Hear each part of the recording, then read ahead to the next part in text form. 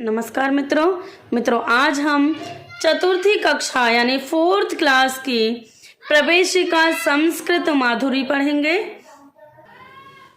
जिसमें कि द्वितीय पाठ पढ़ने जा रहे हैं। पहला पाठ हमने पढ़ लिया है, प्रथम पाठ हमने पढ़ लिया है और वंदना भी पढ़ ली है। और अब हम द्वितीय पाठ पढ़ने जा रहे हैं। तो उसका द्वितीय पाठ का नाम है लिंग वचन परिचयः, पुल्लिंग शब्दाः। ठीक है, लिंग और वचन का परिचय करेंगे हम इस पाठ में और पुल्लिंग शब्दों का ही प्रयोग करेंगे। ठीक है, तो अब आगे देखते हैं। लिंग शब्द का अर्थ है चिन्ह, जिस चिन्ह के द्वारा संज्ञा सर्वनाम शब्द के स्त्री अथवा पुरुष होने का ज्ञान हो यानी ज्ञान हो, उसे लिंग कहते हैं। हिंदी भाषा में लिंग 2 ही माने जाते हैं, परंतु संस्कृत भाषा में लिंग 3 होते हैं। ठीक है, पुल्लिंग, स्त्रीलिंग और नपुंसकलिंग। जैसे कि आगे पढ़ते हैं। पहला है पुल्लिंग। पुल्लिंगम जिस शब्द से पुरुष जाति का बोध होता है उसे पुल्लिंग कहते हैं। जैसे यानी कि जिन शब्दों से हमें पुरुष जाति का बोध हो, जानकारी हो, ज्ञान हो, उसे हम पुल्लिंग शब्द कहते हैं। जैसे कि बालकः, पुरुषः, सैनिकः, वैद्यः।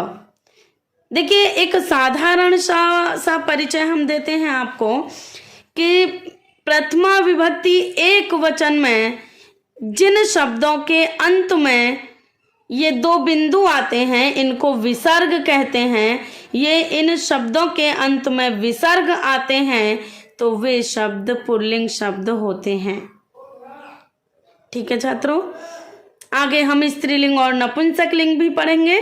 तो इस समय अभी हम पुल्लिंग का ज्ञान ले लेते हैं। कैसे समझ लेते हैं कि जैसे कि बालक शब्द है, इस बालक शब्द के अंत में विसर्ग लगे हुए हैं, तो मान लीजिए इसको ये शब्द पुल्लिंग है। जैसे पुरुष शब्द है, पुरुष शब्द के अंत में भी विसर्ग है, तो यह भी पुरुष पुल्लिंग शब्द है।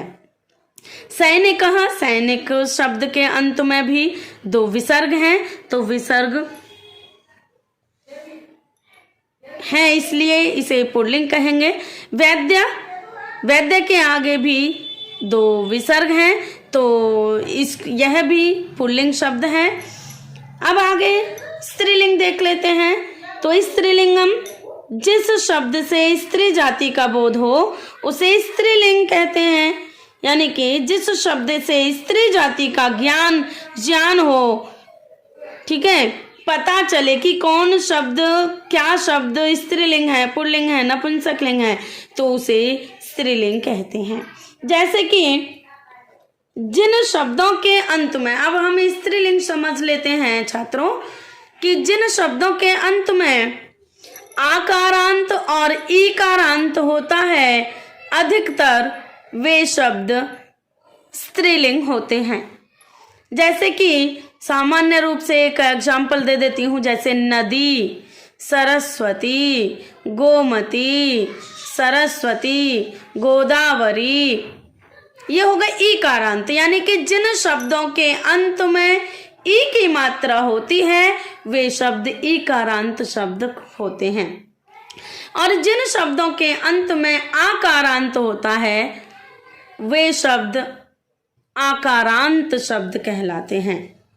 जिन शब्दों के अंत में आ होता है वे शब्द आकारांत शब्द कहलाते हैं। जैसे कि बालिका, बालिका शब्द में के अंत में आकारांत लगा हुआ है, इसलिए ये बालिका शब्द स्त्रीलिंग शब्द है। महिला, महिला शब्द भी स्त्रीलिंग शब्द है। क्यों? क्योंकि यहाँ पर प्रथमा विभक्ति का एक वचन शब्द है और इनके अंत में आ रहा है। आ का मतलब है आकारांत। ठीक है छात्रों। अध्यापिका, यह भी स्त्रीलिंग शब्द है। समाज सेविका, सेविका शब्द भी स्त्रीलिंग शब्द है। तो आगे देखते हैं और छात्रों, अब नपुंसकलिंग देख लेते हैं छात्रों।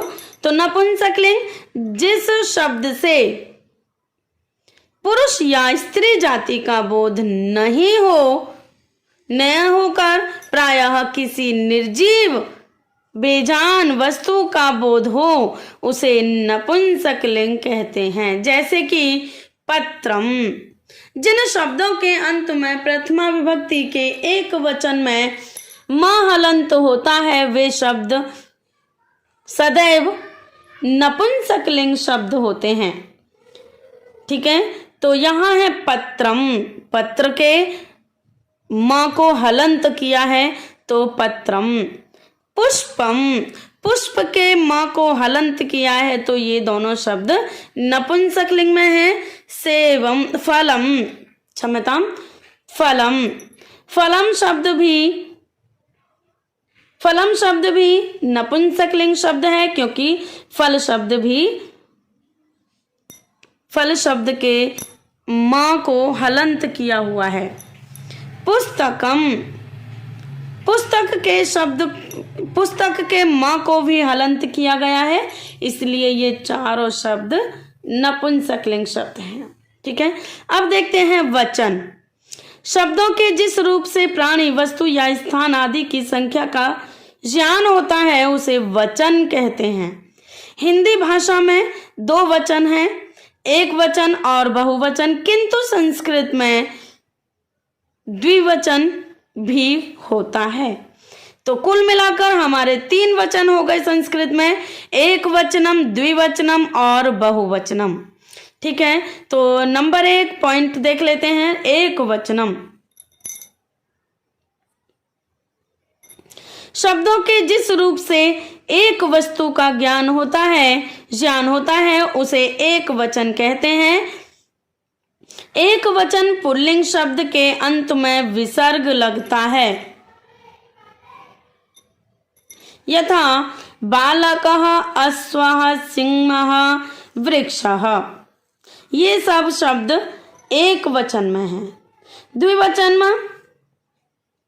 द्विवचनम शब्दों के जिस रूप से किसी वस्तु आदि की 2 संख्याओं का ज्ञान होता है उसे द्विवचन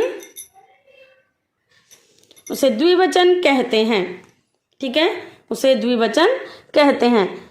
इसमें पुल्लिंग शब्दों के अंत में औ लगता है, यथा बालकौ, अश्वौ, सिंहौ, हस्तौ। बहुवचन में शब्दों के जिस रूप से किसी वस्तु की 2 से अधिक 3, 4, 5 संख्याओं का ज्ञान होता है उसे बहुवचन कहते हैं। बहुवचन पुल्लिंग शब्दों के अंत में आह लगता है, यथा बालकाः, अश्वाः, क्रीडकाः। ठीक है छात्रों, अब आगे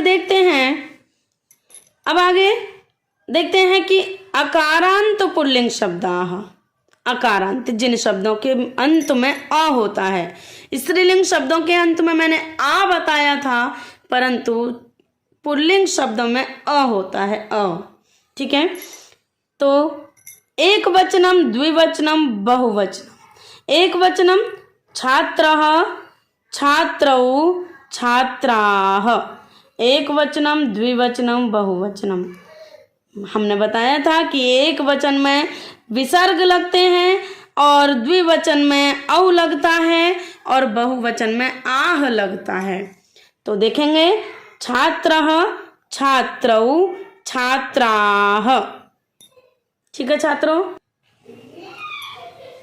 आगे देखते हैं नरः, नरौ, नराः। वचन का मतलब क्या होता है? जो एक व्यक्ति अथवा वस्तु अथवा स्थान का ज्ञान कराता है, बोध कराता है, उसे एक वचन कहते हैं। जो शब्द दो वस्तु अथवा व्यक्तियों अथवा स्थानों का बोध कराते हैं उन्हें द्विवचन कहते हैं। और बहुवचन किसे कहते हैं? जो 2 से अधिक व्यक्ति, वस्तु, स्थान का बोध कराते हैं उन्हें बहुवचन कहते हैं। तो देखेंगे यहाँ पर एक व्यक्ति है, यहाँ पर दो व्यक्ति हैं, यहाँ पर अनेक व्यक्ति हैं। नरः, नरौ, नराः। ठीक है, आगे देखते हैं कृषकः, कृषकौ, कृषकाः। एक वचनम, द्विवचनम, बहुवचनम। कृषकः यानी किसान, नरः यानी आदमी, पुरुष, एक पुरुष, दो पुरुष, अनेक पुरुष। कृषकः किसान, कृषकः, कृषकौ, कृषकाः। एक किसान, दो किसान, अनेक किसान या तीन किसान। ठीक है, सैनिकः, सैनिकौ, सैनिकाः। एक सैनिक, दो सैनिक, अनेक सैनिक। वृक्षः, वृक्षौ, वृक्षाः। एक पेड़, दो पेड़, अनेक पेड़। ठीक है, एक वृक्ष, दो वृक्ष और अनेक वृक्ष। ठीक है, अब आगे देखते हैं आसन्दः, आसन्दौ, आसन्दाः। एक आसन, दो आसन और अनेक आसन। स्यूतः, स्यूतौ, स्यूताः। एक थैला, दो थैले और अनेक थैले। ठीक है, बस्ते या थैले या बैग। एक बस्ता, दो बस्ते और अनेक बस्ते। ठीक है, मेघः, मेघौ, मेघाः। एक मेघ, दो मेघ, अनेक मेघ। मेघ माने बादल। ठीक है, एक बादल, दो बादल और अनेक बादल। ठीक है, तो इनके शब्दार्थ देख लेते हैं छात्रों। समाज, समाज का अर्थ होता है समाज सेवा करना, सेविका सेवा करने वाली। पत्रम पत्ता, वैद्यः चिकित्सक, क्रीडकाः खिलाड़ी, कृषकः किसान, आसन्दौ आसन यानी दो आसन, स्यूताः बस्ते, अनेक बस्ते। ठीक है, मेघः बादल।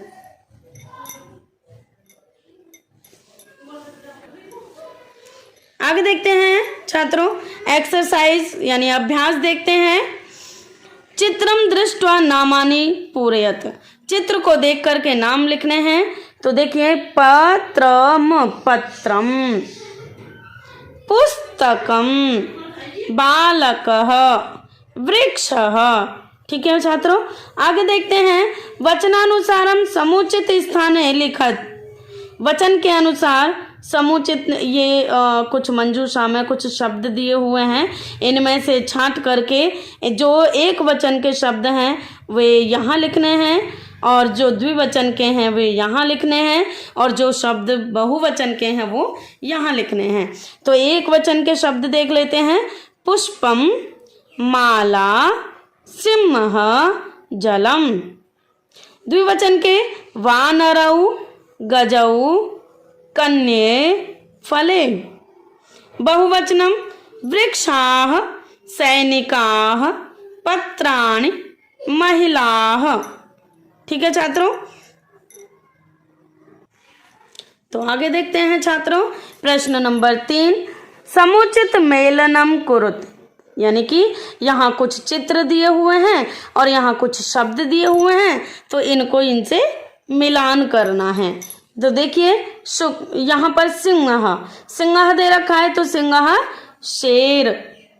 चटके दो चिड़ियाएं, शुकौ दो तोते, वृक्षाः, अच्छा मतलब वृक्षाः, वृक्षाः अनेक पेड़ और माले दो मालाएं, पत्राणि अनेक पत्ते। ठीक है छात्रों, आगे देखते हैं लिंगानुसारम लिखत। लिंग के अनुसार लिखने हैं।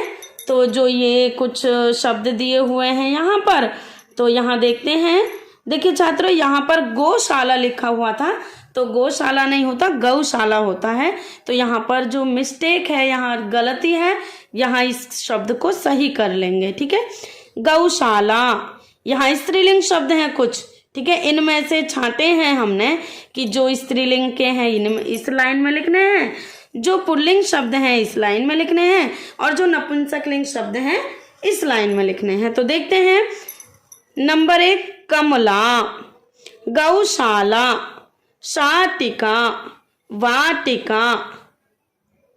अब पुल्लिंग शब्द देखते हैं। कंदुकः, वृक्षः, आसन्दः, गजः। ठीक है। अब नपुंसकलिंग शब्द देख लेते हैं। मित्रम, पुष्पम, पत्रम, पुस्तकम। ठीक है छात्रों, धन्यवाद छात्रों।